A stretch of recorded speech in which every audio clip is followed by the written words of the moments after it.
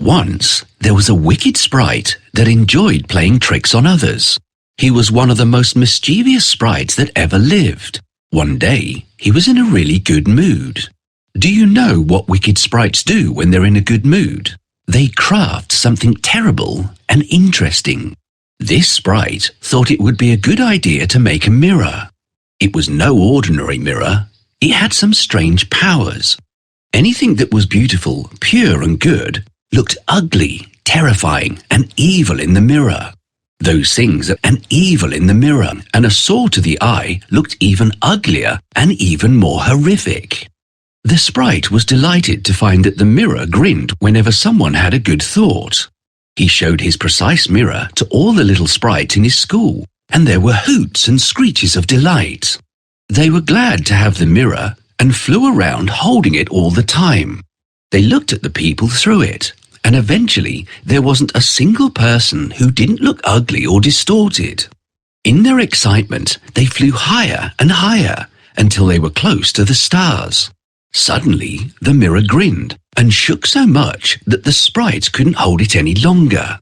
It went crashing through the skies and shattered into a million pieces, some as big as a person and others as tiny as a grain of sand. It was only after it broke that the mirror worked even more evil than ever before. Anybody who got a grain of the shattered mirror in their eye saw the world as a bleak and ugly place. Some people got a splinter in their heart. Then the mirror sucked all the love out of the heart and turned it into a lump of snow, cold and cruel. Some of the broken pieces were as large as window panes. Some shards went into people's spectacles, and even when they looked at their friends through them, all they saw were horrible, distorted creatures. The shattered glass dust floated around in the air. The evil sprite was delighted because the mirror was working better than he'd ever hoped it would.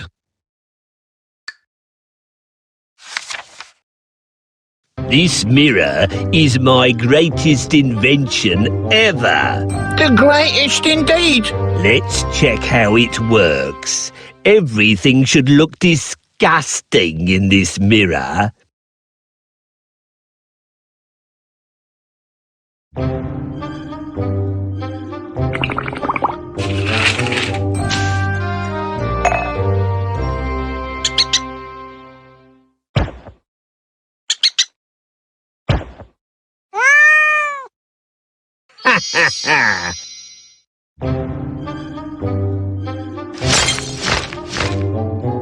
Just look at this.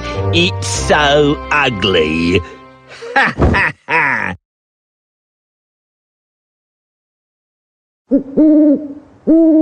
Ha ha ha!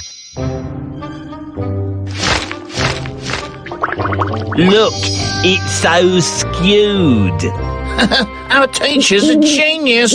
Excellent. This mirror works very well. And now, my little trolls, show this mirror to the whole world. Let's spread discord and confusion among the people.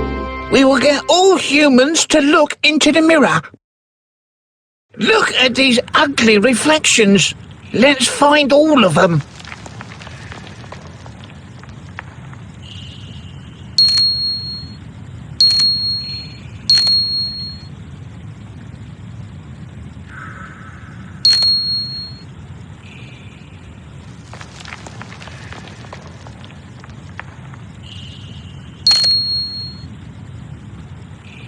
Oops! Shards of the mirror scattered around the world.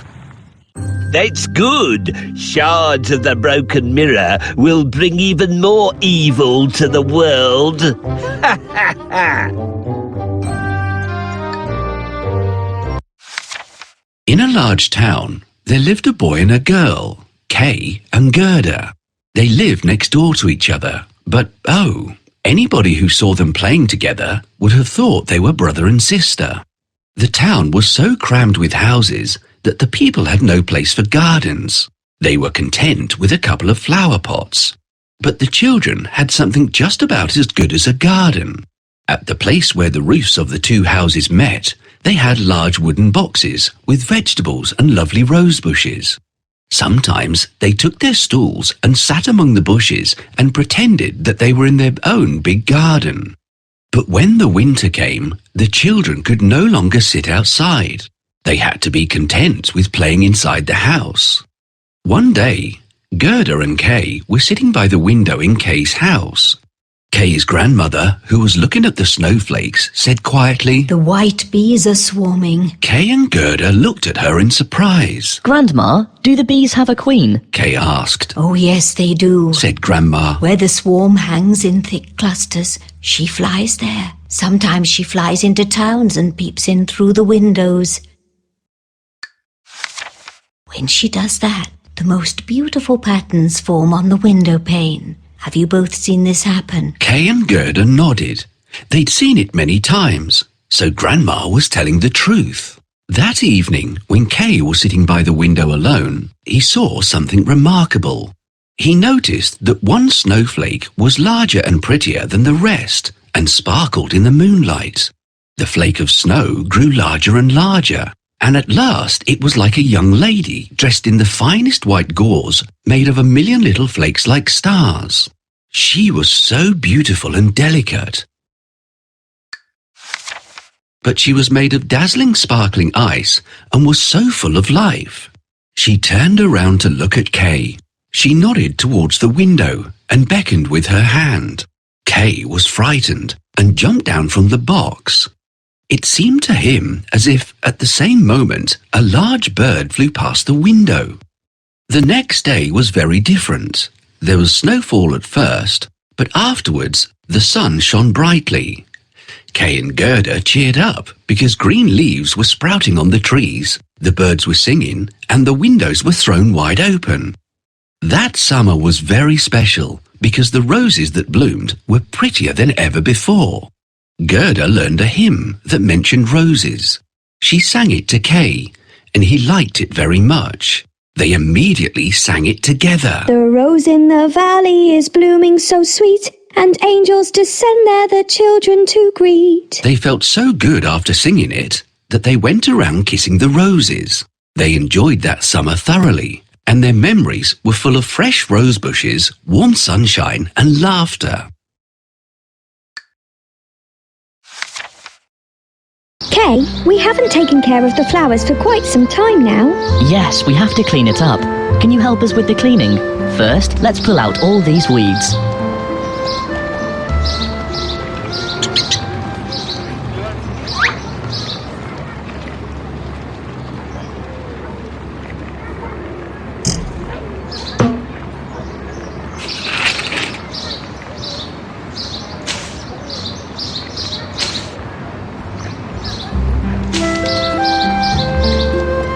Good job!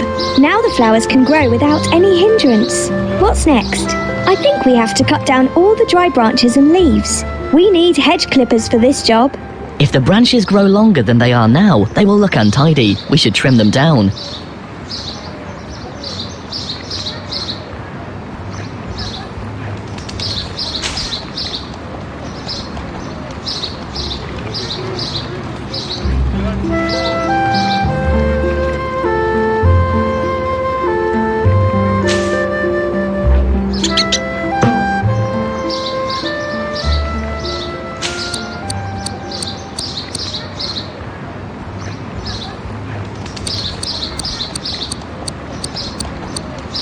Excellent. Now we need to water the flowers. We need a watering can.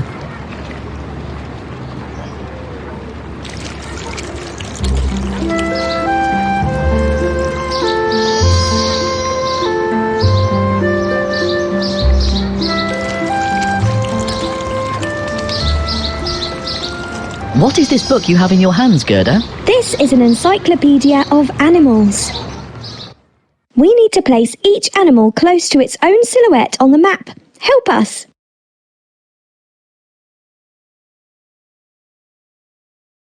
That's right! This is a giraffe. It lives in Africa. The giraffe also has a long neck and eats leaves from the tall trees.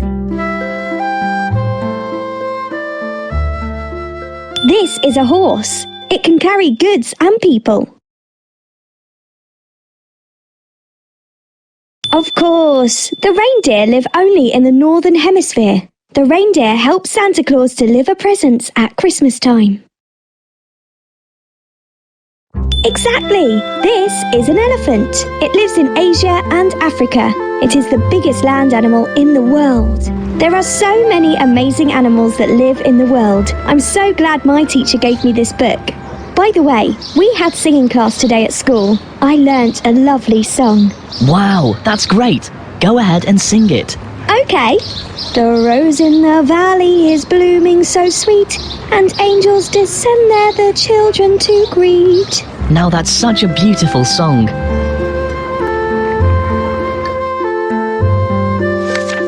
Kay and Gerda sat outside talking as the clock tower struck 5.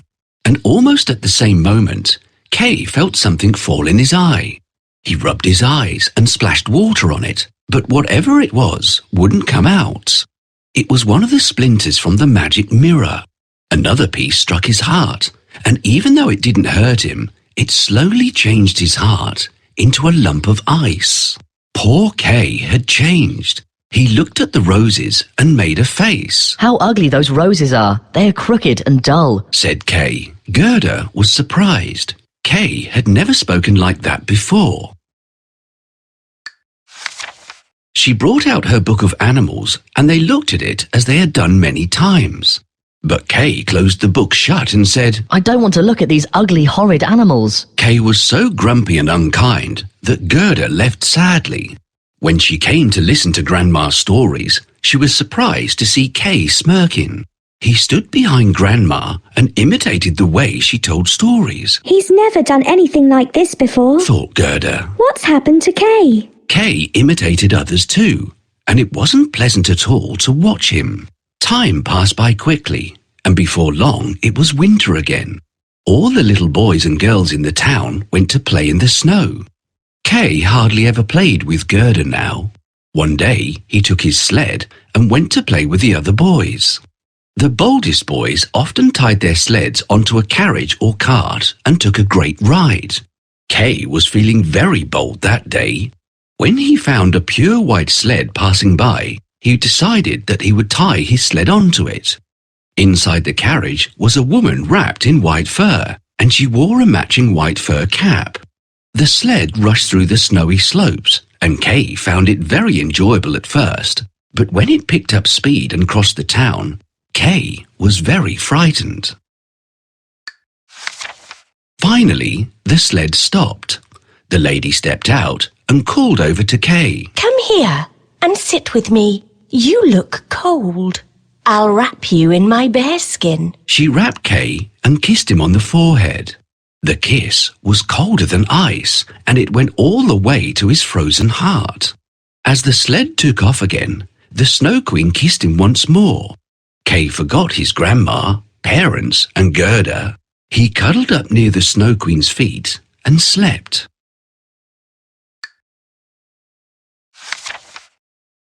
I'll show you the games we like to play. Sledding is my favourite game. Help me.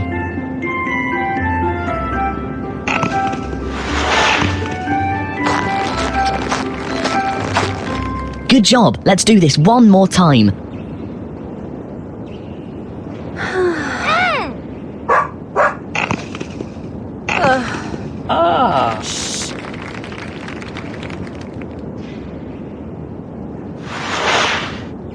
That's enough. I'm bored of sledding. Let's make a snowman. Our snowman looks nice, but we need to dress him up a little. No, this is for decorating Christmas trees. Are you kidding me? These clothes would be right for a scarecrow, not a snowman. Yes, this is exactly what I want. Wow, I can see a beautiful sled down there. I'd like to sled on it. We have to tie my sled to it. I do this often with my friends. Can you help me get there? Help me get to that beautiful sled.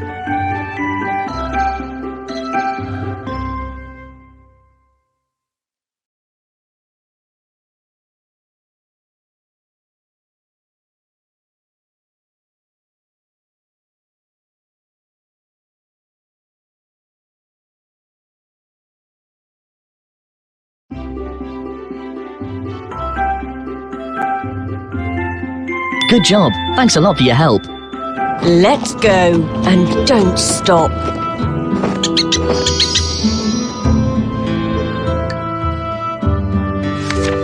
Did you ever wonder what happened to Gerda after Kay went missing? Gerda waited and waited by the gate, but Kay did not come back. In the evening, she went to see the boys playing on their sleds. Did you see Kay? She asked. Oh yes, he tied his sled onto a big white sled and left the town, Said one of the boys. Gerda was very sad. She waited and waited for Kay right through until spring. I wonder where Kay is. I hope he's safe. She thought one day. Don't worry. He's safe. The warm sunshine spoke softly. But Kay has gone forever. She wept. No, that's not true. The swallows sang. Somehow, Gerda felt better after that. She wondered what she ought to do. She went home and put on her favourite red shoes. She went to the river and spoke sadly to it. River, did you take my beloved Kay with you? Please take these shoes and give him back. She pleaded. She threw the shoes, but they were washed back onto the riverbank. I think I'll throw them farther. Thought Gerda. Suddenly, she saw a boat lying among the rushes. She got into it, and from the boat, she threw her shoes as far as she could. The boat rocked and began to drift away from the shore. Gerda was scared, but she held on tight to the boat. I never thought it would be so frightening to travel on a boat all by myself. She thought. She drifted towards a cherry orchard with a little cottage right in the middle of it. Standing outside the cottage was an old woman with a crooked stick in her hand. Help, save me! Gerda cried out. The woman looked up sharply, and before long, she came rushing towards the stream and gently lifted Gerda off the boat. Where were you going all by yourself in that boat? Asked the woman. Gerda told her about Kay and asked the woman if she had seen him, but she shook her head. The woman liked Gerda very much, and she'd always wanted a daughter like that. She knew a bit of witchcraft, though she was a nice and harmless woman. All she wanted was to have Gerda live with her. I'm sure the rose bushes in my garden will remind this little girl of her home and her friends. Thought the woman. I'll use a bit of magic to hide them. She waved her crooked stick over the rose bushes, and they sunk into the ground. Then she softly combed Gerda's long hair and said, You shall live here, little girl, and we'll get along wonderfully. It was almost as if Gerda was under some sort of spell. She stayed with the woman for a long time. They lived very happily. But one day she noticed a rose in the woman's bonnet. The woman had forgotten to hide it. She went into the flower garden and searched everywhere for another rose, but she couldn't find one anywhere.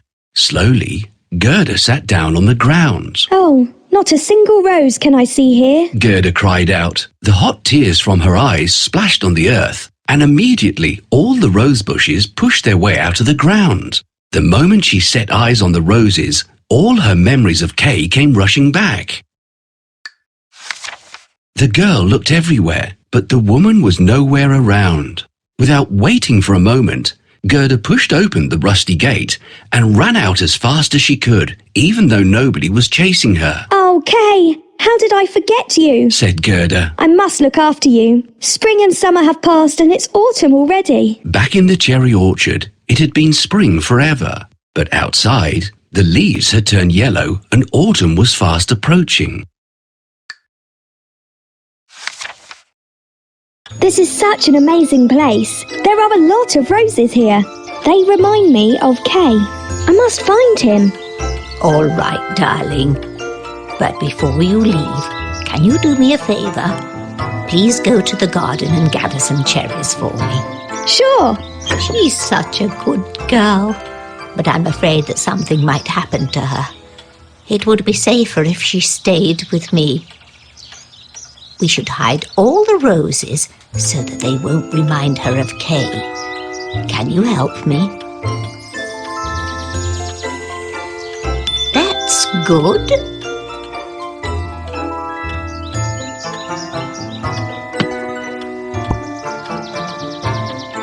Yes.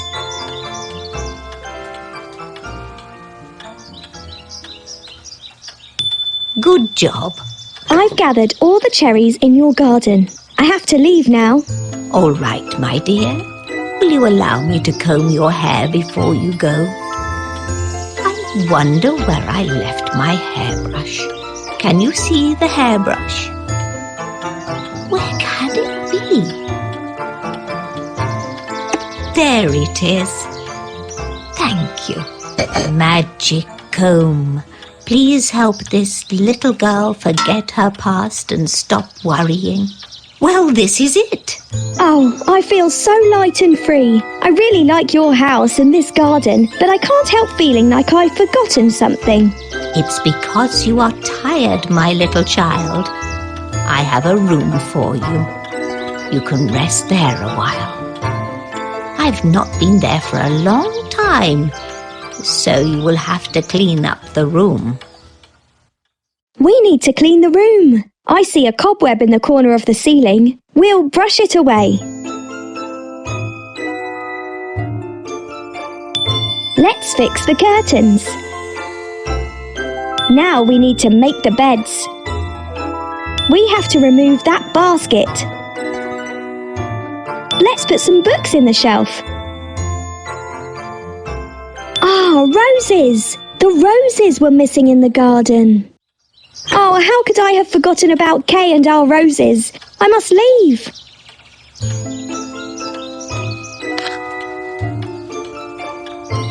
I need to go now.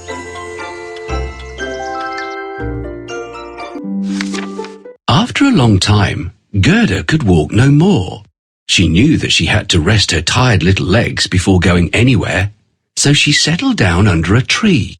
She was most surprised when a merry raven came and hopped towards her. Caw, caw. Good day, he said. Gerda was surprised and delighted. She had been feeling very lonely, and the raven looked like a friendly little fellow. Have you by any chance seen my good friend Kay? She asked, and told him everything that had happened.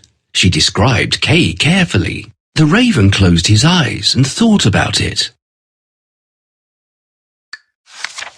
You know what? I might have seen your friend, he said. Gerda stood up in joy. She hugged the raven so hard that she nearly squeezed him flat. Oh, really? Can you please take me to the place? Is he anywhere around here? Asked Gerda. I don't mind taking you there. It isn't too far anyway. It's just that your friend might have forgotten you, for he lives with the princess now, said the raven. Is that so? Asked Gerda. I'll tell you the story as we walk. Listen. In the kingdom where we're going now, there lives a princess who is extraordinarily clever. She reads many books and knows what's happening everywhere around the world. She decided to marry, and there was only one thing she wanted. What? Asked Gerda out of curiosity. She invited everyone to come and speak with her. She promised to choose the one who'd talk boldly and wisely with her, and feel at home in her presence, said the raven. Did Kay come to the palace? She asked. I saw a little person walk boldly through the palace, and he didn't even have a horse. He had long hair and wore shabby clothes, said the raven. I also remember that his boots creaked loudly when he walked. Oh, it must be Kay, there's no doubt, cried Gerda in delight. I remember he had his creaky boots on when we went to play with his sled that day. From what I heard, he didn't come to woo the princess. He merely wanted to speak to her and gain wisdom. It turned out that the princess liked his bold and polite nature very much, said the raven. Will you take me to meet Kay, please? Gerda begged. Of course, said the raven. My bride lives in the palace, and she can arrange for us to meet the prince. The raven then led her through the royal garden. That night, after the lights went out, the raven led Gerda through a back door that was half open. Another raven was waiting for them there. What a pleasure to meet you, said the second raven. Come, let's go up these stairs and head to the royal chamber where the prince rests. A single lamp was burning in the chamber, and Gerda saw the prince lying in his bed. Oh, Kay, how I've missed you, Gerda said in a loud whisper. The prince heard her and turned around. Gerda was surprised and dismayed to see that it was not Kay after all. By this time, The princess had also woken up. Who are you, little girl, and what are you doing here? Asked the princess. Gerda sat down and told them her story. She wiped her eyes and sniffed loudly. The prince and princess felt very sorry for her. They praised the ravens for helping Gerda, but gently told them that they should never raise false hopes without being sure. You can sleep here for the night, The prince said. I'll arrange for a fine horse and carriage to take you to meet your friend. The princess offered. And I see that you are badly in need of a pair of shoes. You shall have those too. Gerda bowed and thanked them for their generosity. The next day, Gerda was dressed in the finest clothes. The princess sent her off in a splendid horse and carriage with a coachman, footman, and outriders. Gerda waved and thanked them both and the ravens for everything they'd done for her. The prince and the princess wished her success, and the ravens flew along with her as long as they could manage, then finally bid her farewell. The prince and princess are sleeping at this late hour. What am I going to do now? Well, firstly, you need to ring the bells. Then play the melody that lily flowers love.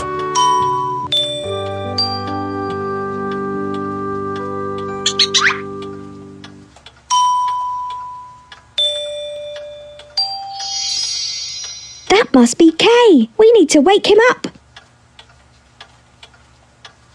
Oh, I was wrong. It's not Kay. Who are you? What happened? Your Majesty, this girl looks for her sworn brother. He's been missing for days.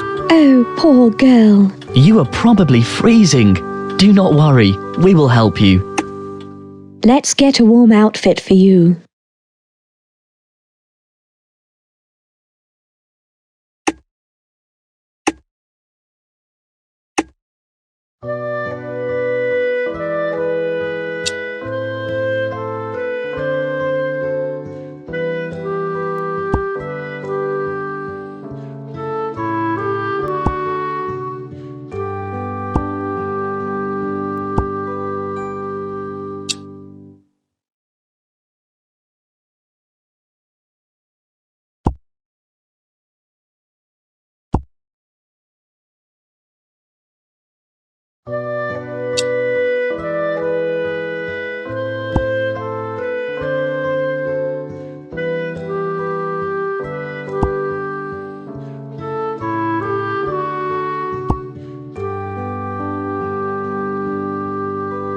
Thank you so much. I feel warmer now. There is a carriage outside waiting for you. Have a good trip.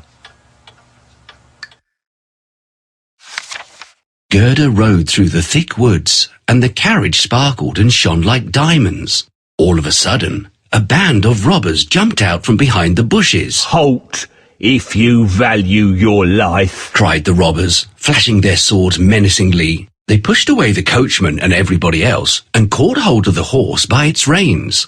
The leaders of the robbers was a tall female robber who looked fearsome and bold. Her daughter, a girl about Gerda's age, was sitting on her shoulders, watching everything with shining eyes. Ouch! She cried and dropped the knife that she'd raised. Her daughter had bitten her in the ears.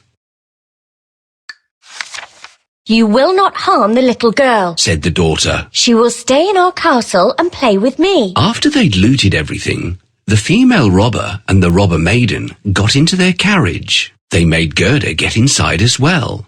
They rode for a long time through the thick woods. The robber maiden took Gerda's warm woolen muff for herself. Then she hugged Gerda and said, Nobody will harm you as long as we're friends. But if you dare to refuse to be my friend, I'll push you off the carriage. It seemed like they'd been riding forever, but the carriage finally stopped in front of an old and crumbling castle. It was riddled with many pigeonholes and looked so ramshackle that Gerda was afraid that it would fall down. The robber maiden led Gerda straight to her room, which had carpets and straw beds in the corner. You shall spend the night with me and my little friends, Said the robber maiden, pointing to the pigeons. Gerda noticed that there were about 100 pigeons, and all of them were fast asleep. In a corner stood a reindeer. He had a copper ring around his neck. Meet my pet. Said the robber maiden, pointing to the reindeer. After they'd had a meal and settled down to sleep, the robber maiden said, Now tell me, what brought you here to the dark woods all alone? Gerda narrated everything that had happened. She told her about Kay and how much she missed him. The robber maiden listened, but soon she grew drowsy and slept. She kept her hand over Gerda while she slept. The robber maiden was snoring loudly, but Gerda was wide awake. Suddenly, the pigeons called out to her. Oh, we've seen the boy. We've seen him travel in a sledge pulled by a white carriage, They said. It belongs to the Snow Queen. Do you know where they are headed? Gerda asked, hopefully. The Snow Queen has gone to Lapland, where there is ice and snow everywhere. Ask the reindeer. He knows the place well. Said the pigeons. Of course I know the place, Said the reindeer. It's a glorious place, and it is beautiful. The Snow Queen has her summer tent there, but she doesn't live there. She lives in the icy cold North Pole. Oh, poor Kay. He'll be taken there unless we rescue him soon. Said Gerda, and slept with a heavy heart. In the morning, she told the robber maiden about what the pigeons and the reindeer had told her. If you want to see your friend so badly, I'll help you. The robber maiden said gruffly. We'll have to be quick, because if my mother wakes up, you'll never be able to escape. Oh, thank you so much. Said Gerda. The robber maiden looked straight at the reindeer and asked, If I set you free, will you take this little girl safely to Lapland? The reindeer nodded and jumped in delight. She didn't waste any time. She threw the door open and lifted Gerda onto the reindeer's back. Here, have these woolen gloves, for you'll need them. She said, stuffing a pair of gloves into Gerda's hands. I want the woolen muff for myself, but these will do for you. She then untied the rope, and the reindeer bounded out of the room quickly. The reindeer leapt through bushes and crossed the moors fast as he could. Before long, they were in Lapland.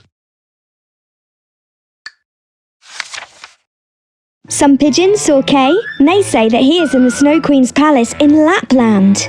Lapland? Reindeer, do you know where that is? Of course. I was born there.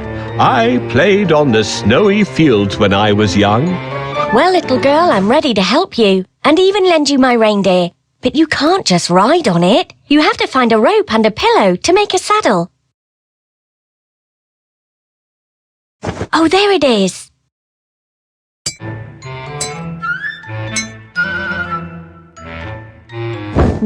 No, this is not what we need. The saddle is ready. Also, don't forget to take a bridle.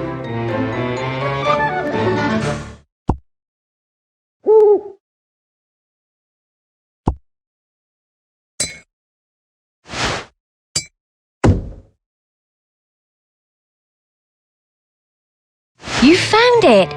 Take the woolen boots and mittens. You got it. Now you're ready for the long trip.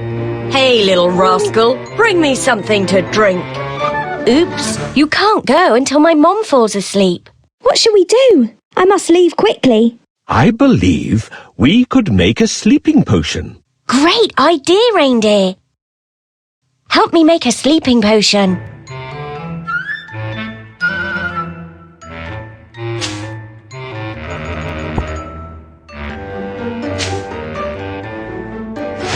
It's almost ready.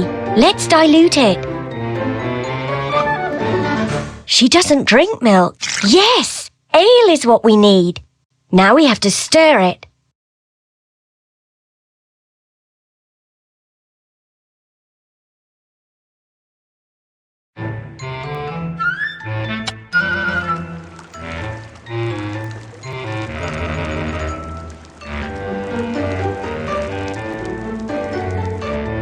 The potion is ready.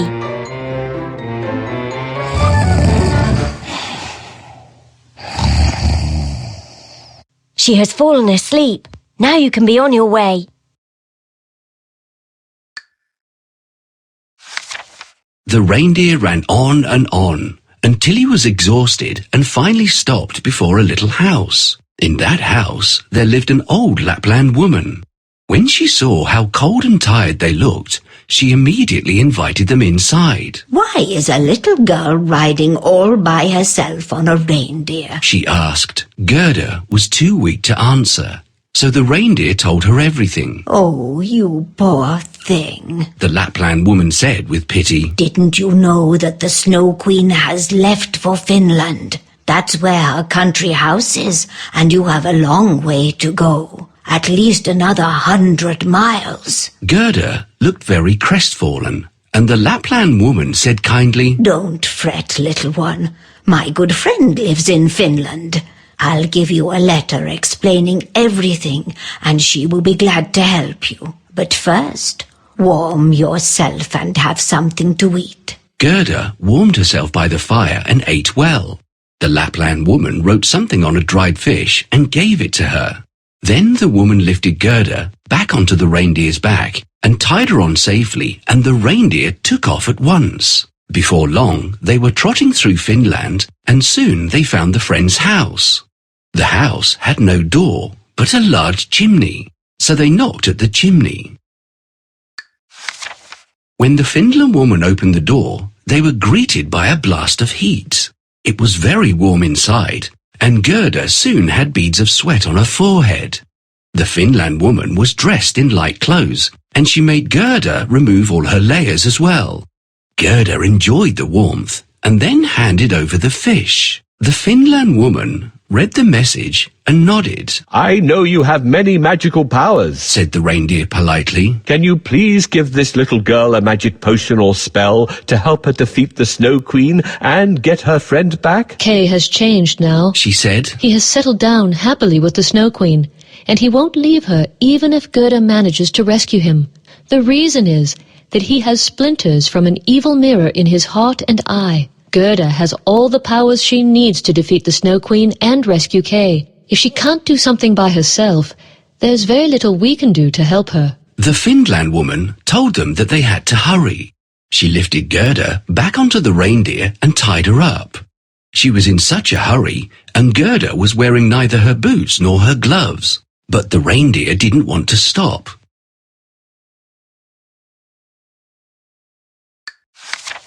He went galloping so fast that he couldn't turn back and head over to the Finland woman's house to get Gerda's boots and gloves. The reindeer stopped only when he reached a bush with red berries. There, he set Gerda down, and she sped straight towards the Snow Queen's palace. She ran as fast as her legs could carry her. She saw a regiment of snowflakes approaching her from a distance. Gerda was sure that they'd not fallen from the sky because they were lined up outside the palace. The snowflakes came in different terrifying shapes. Some looked like bears, while some looked like knotted snakes, and still others looked like large porcupines. Gerda was frightened because the snowflakes were alive and ran towards her to attack. She prayed to God and repeated the Lord's Prayer that she'd been taught. It was so cold that she saw wisps of smoke coming out of her mouth. The smoke grew thicker and thicker and took the form of angels. The angels had spears and shields in their hands, and by the time she'd finished saying the prayer, there was a legion of angels all around her.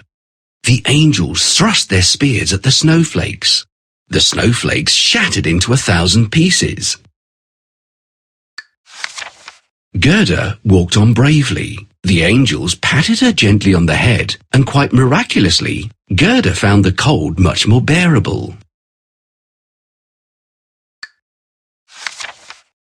Hello, travelers. What brings you here? This girl is looking for her brother. The Snow Queen took him to her palace. We need to find that palace.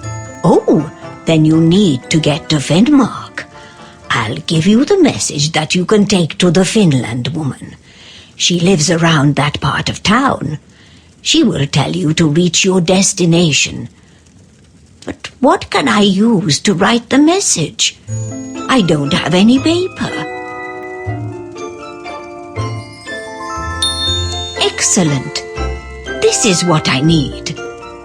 While I'm writing the message, can you help me cook this fish?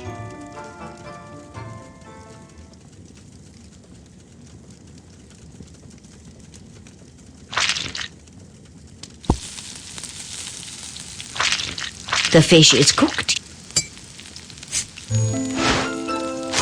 Oops, I think you burnt the fish. That's okay.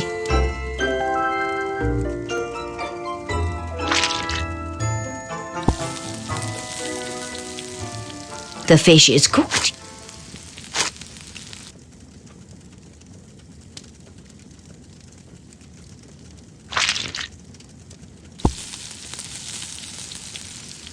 The fish is cooked. Well, the message is ready. You should be on your way now. Thank you so much. We have to find the Finland woman quickly. I almost fell on the icy ground.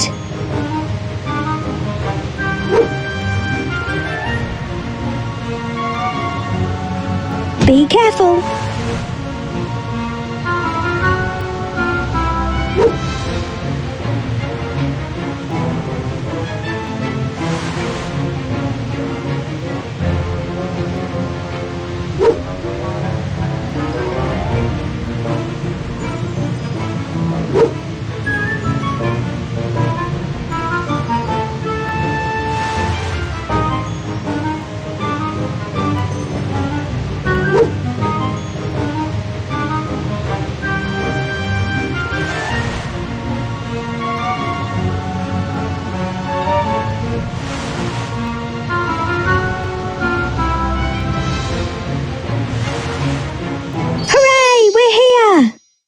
The Lapland woman said that we should give you this message.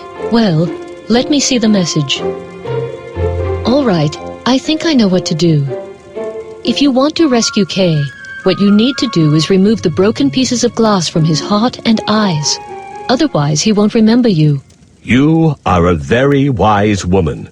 Could you please give a magic potion or spell to this little girl to help her defeat the Snow Queen?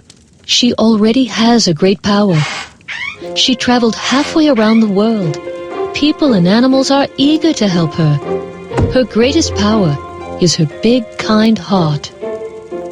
This power alone can rescue Kay. There is no need for any other spell or potion. All right, but what should we do next?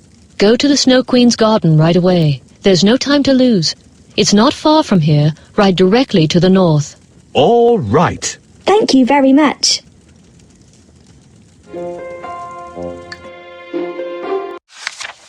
Gerda sped to the palace. She stared in awe at the Snow Queen's palace because the walls were made of driving snow. The windows and doors were made of cutting winds, and there were hundreds of empty halls. Right in the middle of the biggest hall of snow was a big frozen lake. In the middle of the lake there was an icy throne where the Snow Queen sat when she was home. But thankfully, the Snow Queen had gone off to warm lands to look down into the mouths of two volcanoes, Mount Vesuvius and Mount Etna. Gerda was overjoyed to see Kay. He was sitting on the ground playing with some slabs of ice. Kay looked nearly blue and black with the cold, and he was still in his ragged clothes, but he didn't seem to feel the cold winds or the icy chillness. When the Snow Queen kissed him, she'd taken away all the feeling of cold from his body. He was trying to arrange the ice in different ways to make all sorts of figures with those slabs. Sometimes he found figures that represented a word, but he had not succeeded in finding the words he was desperately looking for. It so happened that the word he was searching for most desperately was eternity. The Snow Queen had told him, "Find a figure to represent eternity, and I'll set you free. You can be your own master, and I'll present you with the whole world and a new pair of skates." Maybe the Snow Queen was confident that he would never guess it ever. Kay was very busy with his ice puzzle. As she left, Kay was all alone. He didn't look up, nor did he show any emotion. He sat very still and looked almost lifeless. It was at that very moment that Gerda stepped through a portal and arrived at the very place where Kay sat. The moment she saw him, she was so overcome with joy that she ran towards him shouting in joy. "Oh, Kay, how I've missed you. How cold and blue you look, my poor Kay." She embraced him and cried in joy. I found you at last, and all my efforts didn't go in vain. Kay sat quite still, numb and cold with all the time he'd spent in the icy palace. He didn't even recognize Gerda. Overcome by emotion and joy, Gerda wept over his shoulders, and as she cried her heart out, the hot tears rolled out of her cheeks and plopped onto his chest. Her pure tears melted away the splinter that had been struck in his heart for such a long time. Gerda held his hands and cried on his shoulders, and that was when Kay found tears in his eyes too. When he began to cry, the splinter that had been stuck fast in his eye rolled out with the tears and fell onto the icy ground below. Immediately afterwards, Kay was filled full of joy and warmth, and he recognized Gerda, his sweet and loyal friend. Oh, Gerda, hasn't it been long since we saw each other? Kay asked. And where am I? I know not how I came here, how empty and cold this place is. What have I been doing here? Said Kay.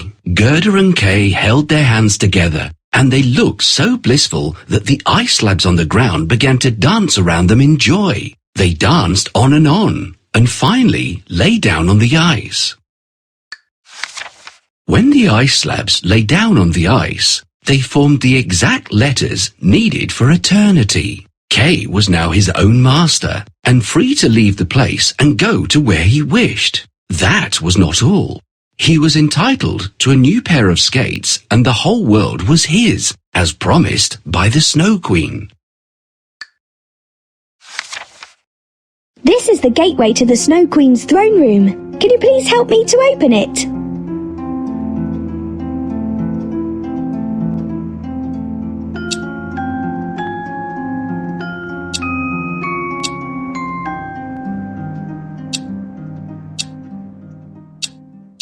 Thank you. Now I need to hide somewhere.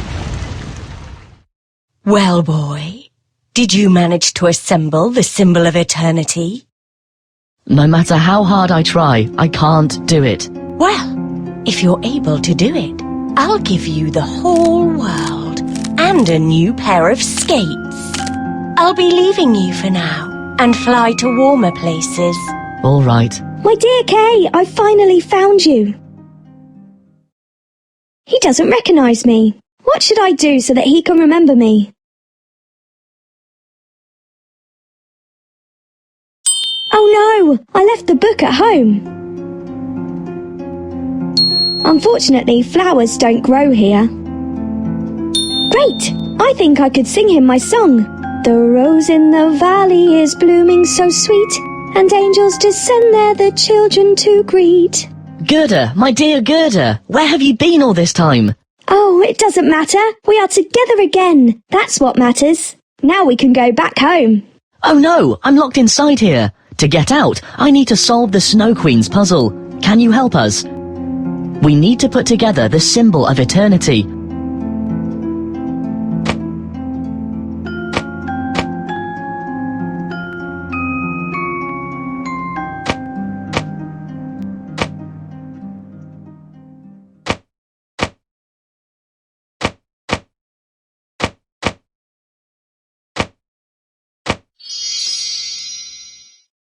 Now we can go home.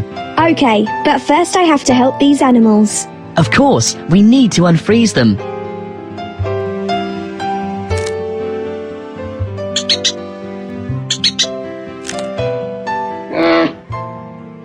This is it! Finally, we can go home. I can't... I'm glad we are together again. They held onto each other's hands and ran out of the palace, heading straight for the bush with red berries. The reindeer was still waiting for Gerda, and beside him was another young reindeer. Hurrah! Cried Kay and Gerda as they rode on their reindeers. They exchanged each other's stories along the way. First, they went to Finland Woman's house and warmed themselves before proceeding on their journey. Kay felt much better as the warm room thawed his cold hands and feet. Then they went on to visit the Lapland woman, who fed them and repaired his sled. They rode for a long time, and soon they heard the church bells ring. Oh, look, Kay! Gerda cried out suddenly. We're in our own town. Sure enough, they turned round a corner and found that they were back in their own street with all its familiar houses. They got down from their reindeers and sped straight into Kay's grandma's room. Everything looked just the same, yet they knew that something had changed. They found that the roses from the rose bushes were peeping inside through the window. Their chairs were there near the window, and they went to sit down there as they always used to. And Kay and Gerda looked in each other's eyes, and all at once they understood the old hymn. The rose in the valley is blooming so sweet, and angels descend there the children to greet. There they sat, as two grown-up persons. Grown up, and yet children. Children, at least in heart. And it was summertime, a warm, glorious summer.